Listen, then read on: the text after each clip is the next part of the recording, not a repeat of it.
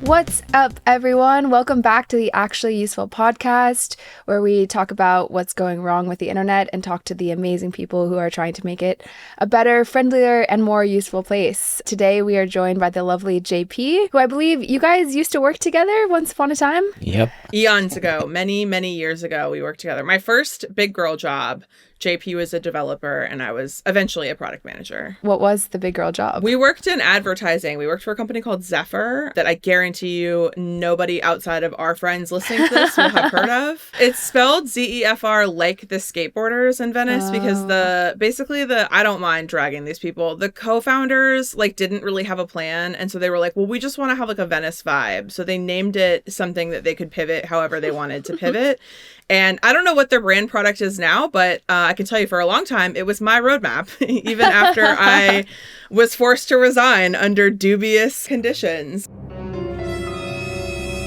But I think they've moved into AI stuff now. I still follow some of them on LinkedIn. TTT. Yeah, we were there for a while. Well, speaking of tea, do you have anything piping hot for us this week? I do. I do have some news. This is going to be a little bit long because here's the thing. So Meta put out an ad campaign. I'm calling it an ad campaign. Part of me is I don't know why these giant companies put out PR campaigns like this, but they put out an ad/PR campaign. They have videos. They have at least 2 videos I've seen, and they promote the idea that data centers that move into small towns are saviors of small town America. So I'll read you the voiceover from their ad about Altoona, Iowa. It's just the pictures are the high school sports team, and he's driving his kids to school, whatever, very wholesome. And the voiceover says, "I grew up in Altoona and I wanted my kids to be able to do the same. So when work started to slow down, we searched for new opportunities and we welcomed Meta, which opened a data center in our town. Now we're bringing jobs here for us and for our next generation." As in the next generation that won't have any drinking water because we gave it all to the gods created by these Silicon Valley tech bros. Meta has a page called Building America, which is that sounds so right wing. We'll link to it reluctantly, but they have a bunch of claims on there. I fact checked the claims. They are egregiously false. The one I thought was the most egregious was on the sustainability, 100% renewable energy. And then you look and it's none of the data centers are using renewable They're energy. not. So they're offsetting the claim. Yes. So they're just doubling the amount of energy use that they're doing. Granted, half of it is sustainable, but then it's that is also still energy. Yeah. So they claim, one of their claims is to add 15 gigawatts of energy. I had to look up what a gigawatt was because I was that doesn't sound like a lot, but it is a lot. It's 1 million watts. So basically the energy cost that drains a local power grid, that causes brownouts, that makes your own electrical bills go up, that energy cost is very local. So in Altoona, Iowa, they're going to mess up their own power grid. It's not that it's necessarily going to have impacts in Los Angeles. They're messing up their power grid. But to your point, Meta makes the claim that they're adding much renewable energy. And it's not that they're adding. They say 100% clean and renewable energy. Dude, this drives me nuts. So it's the way they do that is they buy corporate credits from renewable energy providers that are never located in these rural areas. This is going to be they're basically giving a boon to some other probably rich metropolitan area that is able to invest in renewable energy. Just to give you some perspective on how much energy this is. So Meta's data center in Cheyenne, Wyoming uses more electricity than all of the homes in the state of Wyoming combined. And their Hyperion data center in Louisiana uses twice the amount of power as the entire city of New Orleans, a famously lit up city. And also they talk about efficient energy use, and it's well, they might be efficient with their energy use, but efficient does not mean small. Is it the issue is that people are doing dumb, expensive shit with AI. So even if you optimize the way you're using your energy, it's still just too much energy for a dumb thing. So that's one, is that it's the renewable energy is a lie. They're just buying carbon credits. They're making agreements with renewable energy providers that are unrelated to what they're doing to these local power grids in small places. And then they also have like the thing that this voiceover was about, like their big claim is that this is for job creation. That's what they call it, Building America. That is super false. So it does have a spike in job creation temporarily during construction. So it takes 2 to 5 years to build these data centers. So they will see an uptick in jobs. A bunch of the people in these small areas will work for them during construction. But I have a quiz for you guys. So once construction and setup is finished, how many people do you think will work at a data center like this? And for context, the Amazon warehouse that Michelle Yang worked at in Fresno employs between 5,000 and 6,000 people. So like that would be a comparable size for a very large data center that has big impact in the local community. So once these data centers are all done with construction, how many people do you guys think work there? I have no idea. Yeah, it's between 100 and 300 people. It is not very many people at all. So it's like that's a couple families essentially that are going to be getting jobs. I also feel like, I don't know that this is true, but I think that during construction, it's probably like, it would make sense that during construction, it is not using the total amount of electricity and water it's going to use because it's still getting lifted up. So it's like basically the first couple of years, you see this huge impact in jobs and just like activity in these small towns, and you don't see the costs that are going to happen. So like the first couple of years are like a boon, and everyone's like, wow, thank God for the data gods. And then once construction is complete, I mean, you're just hemorrhaging these cities. So one of their other claims is that it'll boost taxes. That is also patently false. So 32 states have sales tax abatement policies for data centers, which means that they don't pay sales tax on anything bought during construction or operation. They did that in the late 2010s to try to bring more data centers to rural areas. Data centers are not a new thing. It's just the amount of data being used is blowing up because of generative AI. So North Virginia has the highest concentration of data centers in the world. In 2017, it lost out on $65 million in taxes from this tax abatement credit, which like it might have made up. I didn't look this up, but 65 million might have been in line with what they were expecting. Maybe they made it up in property taxes, which the data centers do pay, the job boon, whatever. So like presumably somebody did that math. So that was 65 million in 2017.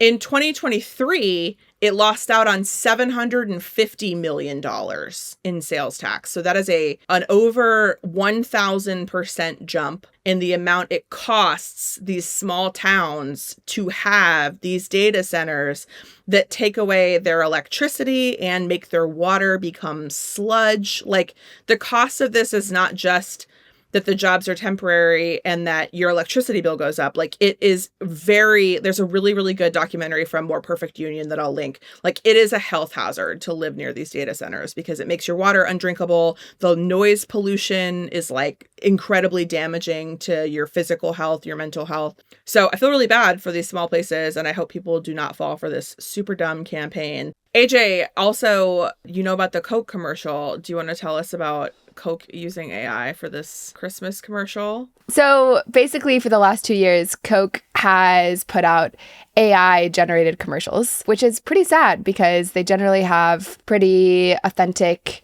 heartwarming, tear-jerking commercials. And now it's a bunch of AI polar bears. So the interesting thing about this is that apparently it took 100 to 150 people to make 70,000 AI clips in 1 month. And they still spent $2 to $3 million. So you could have just made the commercial. Also, it's funny because their whole aesthetic at Christmas is vintage. Like it's vintage Santa, vintage Coke. Like that's the whole vibe that they've had. And it's like, I don't know, there's something particularly culturally sick about using AI to make a vintage looking ad. Yeah, you have to wonder like who's winning in this scenario if it takes you just as long and just as much money and just as many people to make an AI generated video. Another humorous bit that Josh pointed out is they had so many different variations of truck that they were generating. That just in one commercial they had like a bunch of different trucks happening. That's so I love that there are people who can spot that. I think like what's interesting to me is people are getting better at recognizing it. Like at first we were all amazed, like, oh my God, we can't tell. It looks so real. But now, like even when it looks pretty real, I can kind of tell. Yeah. I think we're getting better. And I like to be honest, I like that there's a little bit of backlash now that like we thought it was cool to produce like these great, animations using AI for a little while. It was novel. And now we're just like, come on, like stop being lazy and cheap. Yeah, I feel like there's a cultural thing too of like people have backlash because they're like, are you stupid? Like, why do you need to use this? Are you dumb? Are you skillless? I almost think the whole Sydney Sweeney backlash and AI are almost related in a way. That sounds so true. I feel like there's this like clear divide of people who are like, no, it's just really cool and it's objectively better. And people are like, open your eyes, bro. This is like clearly wrong. I don't know. I feel like people are falling onto one of the side of those. And people who think Sydney Sweeney is the hottest thing of all time are probably also using AI for all their stuff. Yeah, dude. 100%. Like, that's what I mean. There's just a certain lack of critical thinking where you're just like, boobs, take it. Funny little animation, take it. It's just slop like, brain. slop brain. Speaking of design of things, welcome JP. We have JP Candelier here. JP, tell us a little bit about your background and why we brought you on here today. Thanks. Yeah, excited to be here. I've been doing web development for almost 25 years now, and I've worked at a lot of great companies. I've seen tech go through a few different phases over the years, and yeah, I came on here because, I've noticed the current state of tech, and I'm not happy about it, and I'm a little bit cynical about the current state, and it's made me actually kind of rethink what I want to be doing with myself. Like, do I really want to keep staying in tech, or like many people that I've been talking to, it seems like we're all having the same kind of realization, like now that it's not as comfortable and easy, is it really what we want to be doing with our lives? Yeah, it's enshittification. I feel like part of it too is just, especially even since you and I last worked together, one of the things that Cory Doctorow points out is that when we worked together in 2014, tech workers had a lot more cachet. Like, there was just more scarcity in the market. There was more ability for a tech worker to say, actually, I'm not going to launch this thing that looks like shit. I'm not going to miss my kids' school play to launch something I don't even believe in. So we can either improve the product or I can go fuck off and do the thing that I want to do. And that like worked to a certain extent. And now it's like, you would just be fired. Like, there's absolutely there's no protection at all. And I think that that's contributed to the like loss of some of the uniqueness of these different products, which is really one of the things that I wanted to chat with you about today. Is that I feel like, especially you've worked at some places that have really iconic brand design or like interaction design. So you worked at Headspace, you worked at Figma, Headspace in particular. Headspace and Duolingo around the same time were like, I remember being in meetings where it was like, I worked on e-commerce and I had everyone above me being like, what we need is a character and micro animations. And I'm like, this is an e-commerce site. I don't know if we need that. But Headspace and Duolingo really like shifted the idea of like identifying a character with your tech app, what was that like for you? Yeah, I mean, Headspace kind of was the gold standard for me, like in my career, for like successfully pulling that off. The way they made, meditation accessible with these cartoon characters and really clever animations. Like, I was, interested in meditation before I worked for Headspace. And then once I saw their animations, it just like clicked in a way that it hadn't before. They had a really talented animation artist there, Brian Lee, I think was his name. Super good. Lots of good brand designers. They nailed it. Yeah. For sure. And you've always had an artistic eye. You have posted your visual work on your Instagram. You posted beautiful portraits of your wife, Sue, all the time. I constantly see her in my feed and they're so gorgeous. And so like, I'm curious, being a person who always had a visual slant towards front-end development, like, what were you observing in tech's heyday when it was making the most visually interesting risks? Like, how did that feel? What were you interested in? Like, how did you sort of integrate that into your work? Yeah, actually, I should give you a little bit of background on how I even got into this, because it was not the original plan. Like, back in high school, I was this artsy emo kid, didn't play any sports, didn't do anything. I just like go in my room and make art and play music, play guitar for hours, like very antisocial, Like that AJ's was me. into that, yeah. I fully support that. Yeah. Everyone needs an emo guitar phase, I think. Yeah. I wore black all the time. I still wear black all the time, but it was different back then. And I wanted to go to art school. Like that was the plan. I was going to be an artist or a graphic designer. And then a few things happened at the same time. One, Terminator 2 came out at this like around the same time. And I was like, this is amazing. And it's so cool and artistic, but it's also technical. And I took a programming class in high school, and I kind of liked it, like building things that, we made simple things, but something about it like piqued my interest. So then my focus shifted. Maybe I could do something technical, but artistic as well, like computer graphics or, movie CGI for movies. So I wanted to do that, but then, I went to whatever school gave me the best financial aid. That was BU. And all they had, this is in mid 90s when I went to college, was computer science. That was the only undergraduate computer related thing you could do. And I didn't even know what that was, but I was like, okay, I'm a computer science major. And I took it and I hated it. Like, I absolutely hated it. It's like getting a math degree when you want to be an artist. Like, yeah. It was the complete opposite end of the spectrum. So I barely squeezed by, got the degree, but hated it. It didn't do well in it. But then that was kind of the beginning of the first internet boom, like late 90s, early 2000s. And there was a demand. It was very easy to get a job, and I went into tech. But the first half of my career, everybody was very full stack, and you did everything. Like there was no specialization. There was no front end specifically. And then, after about 10 years, people started to specialize, and that's when I was like, oh yeah, front end, that's what I want to do. I don't care about back end crap. I want to work with designers. I want to build beautiful things. I want to, interactive.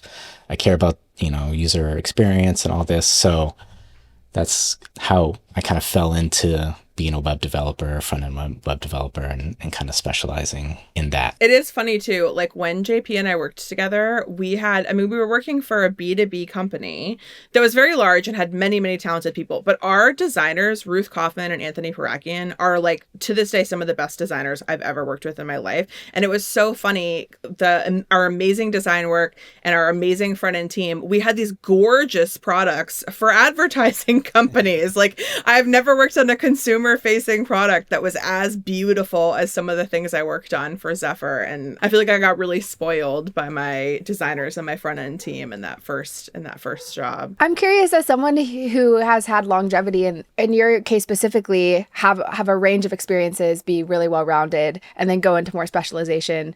I feel like now it's almost going into the more jack of all trades with vibe coding or whatever. Totally. And where do you see that going, I guess, and where in your ideal world, where do you see people having specialization versus well-roundedness? Yeah. So, I never really thought being a full stack was a good idea, because it was really hard to be really good at front end, and it's really hard to be good at back end. To expect someone to be good at both just seems impossible to me.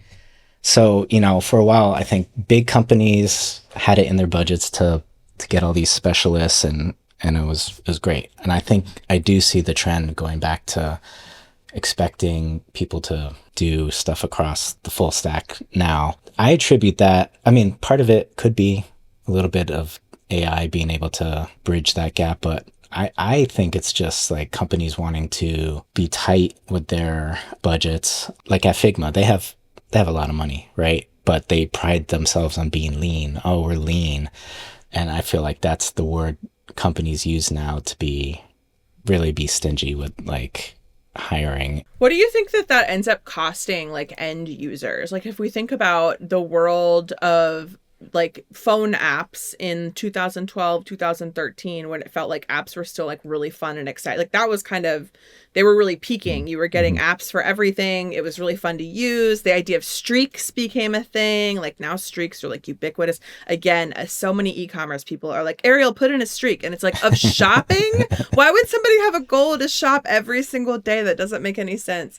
But I'm curious, like thinking back to that time and now seeing the changes that in the way people treat their developers and their tech teams, in the way that they invest in them, in the way that these tech developers are able to specialize. Like, what do you think the end cost is for people using the apps? Like, how does that like detract from our end experience? Well, yeah, I mean, I was very spread thin and, having to not really devote most of my time to what I was really good at, which was the front end experience. So yeah, I do think it suffers a little bit. The user suffers because of that. Obviously, with more resources and people and time and, you can make a better product. But I don't think, some of these companies want to make the best product. I think they just want to make the minimum they can. I sort of have a conspiracy theory that's not really a conspiracy theory because it's been validated. And I got some of this from the internet. If you guys have seen this meme, every time I try to look for this meme, I cannot find it, but it exists. You guys can find it, of like showing the difference between what a Pizza Hut or a Wendy's looked like in like the 90s and the 2000s versus what they look like now. Where like Wendy's used to have those like atrium porches in the back. Like they used to have like a glass sunroom you could eat in, and now they look like they're office buildings. And the reason for that is private equity. So private equity wants buildings that they can flip. So they don't want a really specialized Pizza Hut that looks like it's a hut. They don't want a McDonald's that's shaped like M's. They want something that looks like an office building.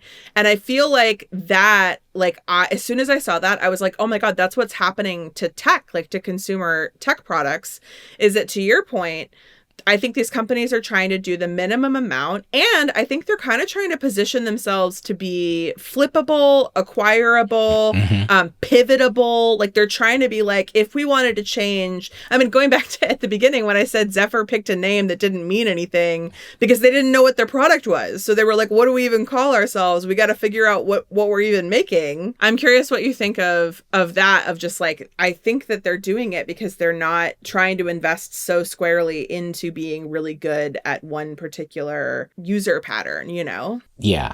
I mean, I think I've seen that, what you're talking about. I have seen that, and it totally makes sense. I mean, really, when I look at the problem of tech today, it all really comes down to one thing to me. It's just greed. And like, I think that's, I mean, not that that's anything new, but I just think that's what's changed the landscape of tech. I think back to, like you said, I've seen a lot of different phases of tech.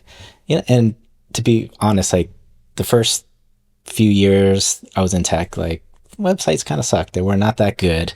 They were not designed very well. They did not put a lot of effort into user experience. It was frustrating to use some of the things that I was working on, and nobody seemed to really care. We just kind of accepted it, like, because it was newish technology. And then what I call like the golden age of web and products is like maybe 6 to 10 years ago.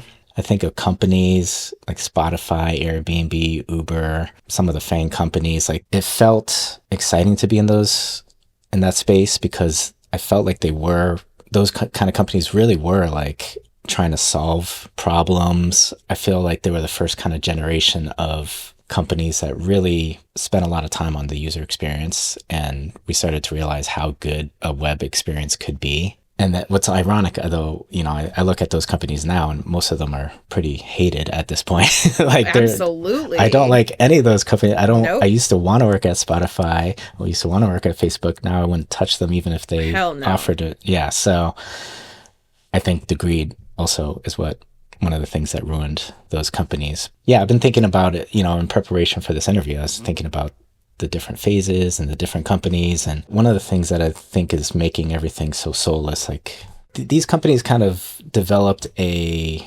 playbook on how to make a successful product. And now I feel like everybody just follows that and doesn't try to come up with their own. And like, I really can't think of a lot of companies that are innovating right now. Yeah, but some of the examples you gave were some of the most innovative, like Spotify. I feel like the idea of you having like them generating, which used to not be AI, but like them generating cover art for like different playlists and stuff that were tailored to you, like that was a real main character play of them being like, you can feel really special.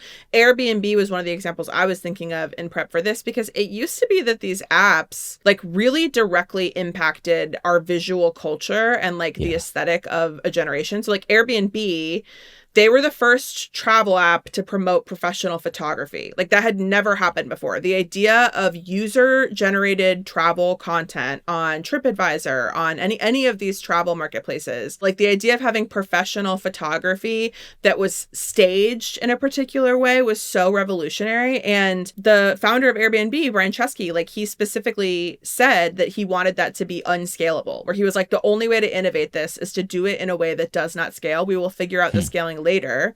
Right now, like they literally in 2010, if you were an Airbnb host, you could go to like a sign up form on their website and apply to get a free professional photo shoot. And you just go in the list and they'd do Airbnb verified photos. A photographer would show up to your house, to your place, and stage it all for you. It was like such a high touch, high investment risk. And it paid off so well because, I mean, now every single travel app is doing that. Obviously, Airbnb has completely disrupted the way that we think about staying and traveling. But I was looking up Instagram, which I feel like I was using Instagram before I was like thinking about tech. But I did some research on Instagram as like Instagram basically like defined what millennial aesthetic looks like. So I had this I had this theory. So the two most popular Instagram filters for years were Clarendon, which is like an oversaturated, darken contrast, brighten shadows. It's very sort of like, it's very 2000s if you see it, kind of jewel tony. And then the second most popular was Gingham, which is like washed out, hazy. It pulls out pinks and yellows. And I just had this like light bulb moment because millennial girlies like love two colors, which is emerald green, a jewel toned emerald green, and the millennial pink, the like washed out pastel pink. And I feel like those two filters are those colors. Like I feel like that defined a generation. And there's absolutely none of that anymore. I actually wanted to read a line from your LinkedIn post that you posted. So I asked JP to come on here because JP wrote a LinkedIn post about his experience working in tech. It was great. It was a great LinkedIn post. But one of the lines, you went so hard and I was like, oh, fuck yeah. One of the lines said, "It's become a homogenous stew of buzzwords, meaningless ceremonies, copycat products, and a cash grab for users' money, while poor leadership making short-sighted decisions seems to be rampant." That is awesome. Yeah, I was a little bitter when I wrote that. That's awesome. Yeah, I mean, I feel like that's how a lot of people are feeling. That's like what brought us into this, is that does seem to be a ubiquitous feeling now. What gives you hope? Having been in tech for so long, I have seen some ups and downs, and I know like there was already a tech bubble that I've been through early in my career, in the early 2000s, kind of post 9/11. There was like a big tech bubble burst, and it was hard to find a job back then. You know, eventually it came back, so it doesn't really surprise me that, you know, we're experiencing this kind of bubble again. I have a feeling that it'll probably get better again eventually. I don't know exactly what will cause that, but, you know, things tend to ebb and flow. And I'm hopeful that, you know, something will change. People will get sick of homogenous garbage out there and want something fresh and new, and some companies will come in and do it. Yeah, I think people are tired of gray. Yeah. I'm curious also, JP, you took a class at Rhode Island School of Design, and that you've been posting all your work, and that seems like that's been really instrumental in giving you like a new motivation to be artistic and a new way to look at things. How has that been? Tell us a little bit about it. Oh, it's been great. So, you know how I told you I was the emo artsy kid and I wanted to go to art school? Well, RISD was the school I wanted to go to. So I'm kind of playing out that. That's so sweet. You're like finally getting your dream. Yeah, I'm playing out. That's how I picked it, solely based on what I always wanted to do. So I guess a little context is, you know, I landed a job at Figma, and, you know, in some ways it was like the best thing that ever happened to my career. In other ways it was the worst thing that ever happened to my career, because I was eventually let go, and I really busted my ass and really put in a lot of effort and cared like so much for that job. So yeah, once I was let go, that was kind of the straw that broke the back, where, you know, I decided, man, I landed my quote unquote dream job. and I lost it, even though in my opinion, I did everything a good employee should be doing. Again, I think the poor leadership was the biggest factor there. Yeah, so I was like, what am I going to do? I've been doing this for so long, you know. I do have a lot of hobbies and skills like photography and like design, and I've always dabbled.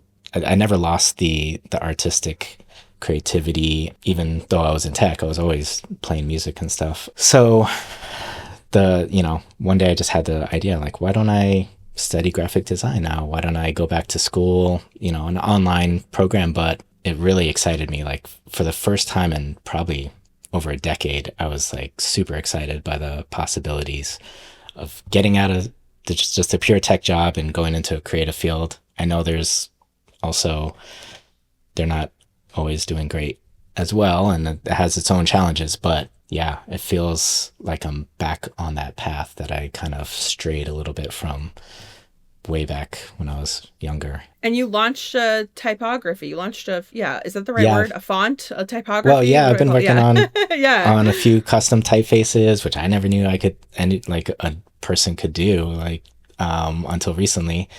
So yeah, I've been obsessed with that. I've been going to events, meeting there's a local community here in LA for typography, and I didn't know that until recently. And the other great thing that the RISD classes have really been fulfilling for me is that some of them do require me to use a computer to design, but a lot of them I'm doing stuff without a computer. I'm like hands-on. I'm making textures out of splattered paint and cutting it out and pasting it and making collages and using rulers, and I forgot how much I really missed that aspect. And being in tech so long, and sitting in front of a computer, you almost get so reliant on the computer. Whereas now these classes have reminded me, like, yeah, I can step away from the computer and still make great stuff, and it's even more rewarding to me. So. Yeah, totally. I feel like it's so frustrating that like working in tech, you never get freed from the computer. The other day I had like a huge meltdown of just tech I just got really overwhelmed by like, if I get another fucking pop-up, I'm going to lose my mind. Like, things take too long to load. Like, it just feels like every single thing I do in my day, I have to like touch my phone for, touch my computer for. And I just was like, if they worked better, fine, but they don't work very well. So like, that's really annoying. And yeah, I was thinking to myself, I was like, how could I try to do the things that I'm already doing in my day with just like a little bit less tech in them, so that I'm not getting frustrated like this all the time. I'm curious, a design trend from when you first started out that you would like to see brought back. Is there any UX or UI pattern or color scheme or something that you would like to see resurrected? Oh, that's a really good question. I wasn't prepared for that. There's a lot of trends, like, I hope don't come back, but you could actually pick one you hope doesn't, and then one that you hope does. Well, I mean, the whole parallax craze was a little bit. I mean, it's You're still anti-parallax? No, I'm not anti-parallax. I just think for a while it was just way overdone. It's still out there, obviously. Yeah, it was just I like fell for it for a while, where I wanted to make everything have this cool parallax scrolling effect, and I don't know. I feel like that one can die. I'll be okay with it. Which, listeners, parallax scrolling is when you scroll through like an article or an app or something, and there's sort of like layers of images coming in at different times. So it can kind of seem, when it's used best, it can create like a really almost like three-dimensional type of imagery. Like, I think it works really well in certain types of articles, but to your point, it got used in like utility apps, and it's like, please stop doing this. It's really hard to find what I'm trying to do. Yeah, and the whole like kind of scroll hijacking, where you're scrolling through a page and it's going vertically, and then you get to a certain point and then it starts moving in a different direction, even though you're scrolling in the same direction, and then it hits the end of that and then it starts scrolling again. Like, that kind of frustrates me every time I encounter that. No, like I said, the early web was not a great place and it was not super user friendly. So there's not a lot of early design trends that I would want to come back. I feel like the other trend I want to die visually is the blue the blue hero color in all tech branding. I'm super tired of that. Yeah. Also, the logo for every single AI product ever created looks like a cat's butthole. Every single one of them. Look at it. Look at them now. They look like cat's buttholes. Okay. They're all made in some sort of format, which I'm looking at it and I'm just like, these are all just stupid little spiral circle diamond things that they look like buttholes to me. Great. Now that's all I'm going to see every time I look at it. I've given everyone that curse now. That's all you're going to be able to see. Okay, JP, where can folks find you? You can find me on LinkedIn, JP Candelier. My personal website is jpcandelier.com. That's all my creative kind of hobbies. I got music, art, design, photography, everything up there. You could find me on Instagram, but it's mostly kid photos. So probably. And the beautiful work that you do. You post that every once in a while. Yes. Yeah. True. Thank you. Oh, dude, excited. I just saw I'm on your music page. I'm excited to get into this. A lot of SoundCloud embeds in here. Yeah. AJ and Josh are both musicians. I have no musical talents, but they are both very talented musicians. Should we go Falcon mode? JP, hit us with your best Falcon sound. Oh, God. I don't know. What does a falcon sound like? Exactly. I really don't know. I'm so nervous now. Nobody knows. They all sound ridiculous. I keep no thinking one of is like ever a crow prepared. sound, like caw. There you go. That's a crow, right? Yeah, they're never correct. But yeah, everybody does something ridiculous, which is why I like this segment. AJ, it's AJ's Falcon mode request this week. Do you want me to read it or do you want to read it? I can read it. Okay, great. It's my Falcon mode and it's also about this podcast. Yes, so this is the most meta Falcon mode ever. But I'm curious, JP, for your answers or thoughts on this specifically. So basically, I was thinking every week, right, we get on this podcast and we talk about how to avoid problematic tech platforms. And we highlight some interesting ones. Hopefully, there's a few of them out there. But I mean, I've been inspired. I have a sobriety tracking app that gives me streaks. Going back to your point, Ariel, about streaks, and it's like such a delightful experience for tracking that healthy habit. And there's things like Strava, which are great about, how many miles you run or whatever. And I'm just wondering if we can put two and two together and could create some sort of digital health or societal health app that could basically, I don't know how we would do this, but it could be like, okay, you haven't used Amazon in, 6 months, or Spotify, or you've actually bought a record, or you've supported local businesses in some way. And it could be, there could be streaks, there could be a social component of it, there could be potentially discounts. It seems like if I was a local business or somebody that was trying to compete with a big tech company, I'd be really motivated to be in on this in some way, but also it would take a lot of coordination to get a lot of people on board. So curious your thoughts on this and how, is this a good idea, bad idea? Would you use it? I love it. Because I love apps that kind of build a community, sharing that kind of thing and getting the accountability for it. That would work for me. Like anytime where accountability comes in, for me, it's super helpful. Anytime I've ever tried to like do something positive health-wise, like for some reason, it's not enough just to do it for myself. Like I have to have someone watching me or like someone to share it with. And then it like exponentially grows my ability to follow through with it. So I think a social aspect to it would be helpful. I like it. I like those kind of efforts as well. Like I finally got rid of Spotify. Like I loved using it, but I just couldn't use it anymore. I wanted to like tell everybody. Like, look, I got rid of Spotify, but I didn't. My friend picked me up last night, and that's the first thing he said to me. He's like, I know you've been ragging on me to delete Spotify. Guess what? I just deleted it. I'm like, amazing. I wish I could like reward him in some way or be like, thank you. Or there could be some sort of, as people brag, like, oh, I just completed a 7-mile run, Yeah. And I think part of why it helps to have that recognition is that it's hard to do these things. Like it's a big commitment and it's really easy to slip back on them, just like a sobriety app, just like anything you're trying to track. Like these apps are incentivized to make you think that's a bad idea. And so if you just do it and there's nobody to watch, like I actually think that's a big reason a lot of us know that these apps are problematic and still use it is that like nobody's watching and nobody can see it. I think like we've talked about the app Commons, which is a sustainable budgeting app. So they do things like if you want to have, it's all buying related. So like if you want to go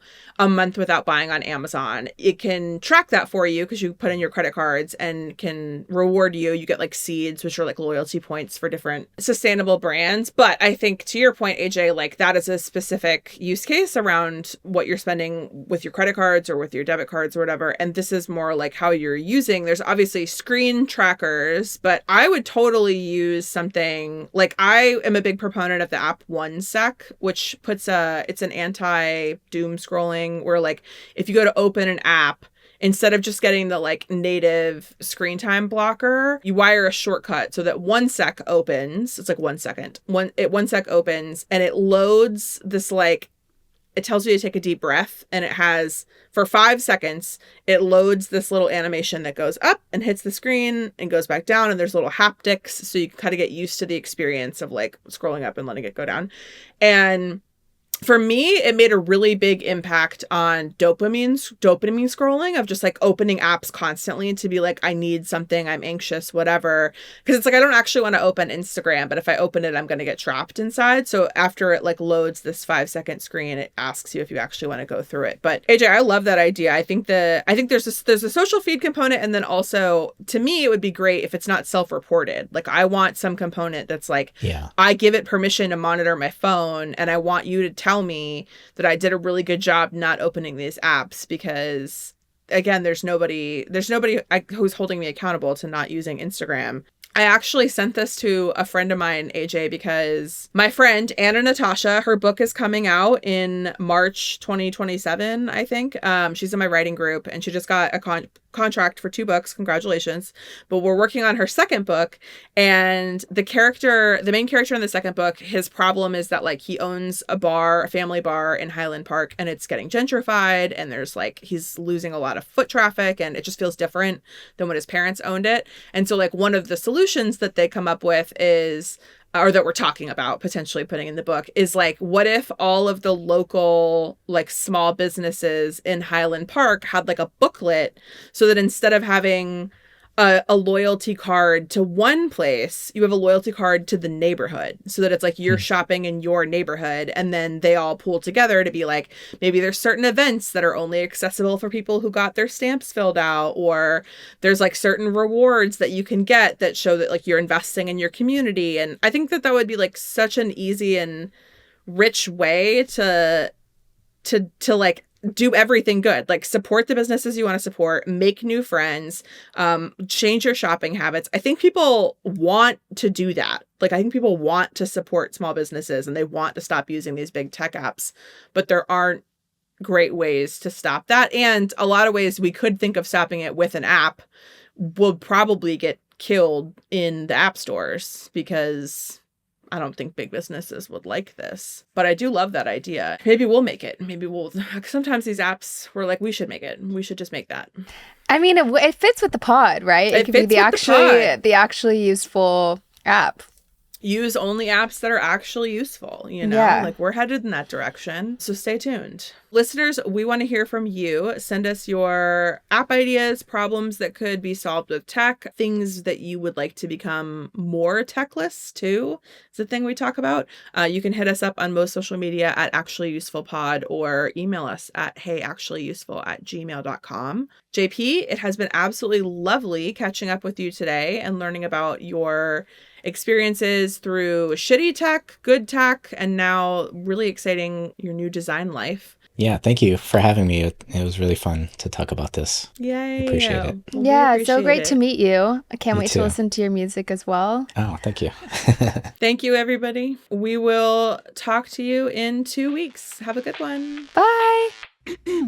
Actually Useful is part of the Industry Plant Podcast Network. It's co-hosted by Ariel Butters and AJ Weaver. It's executive produced and edited by Josh Stratton Carlson. If you like the show, please consider subscribing to our Substack or YouTube at Actually Useful Pod, or give us a follow on most social media platforms.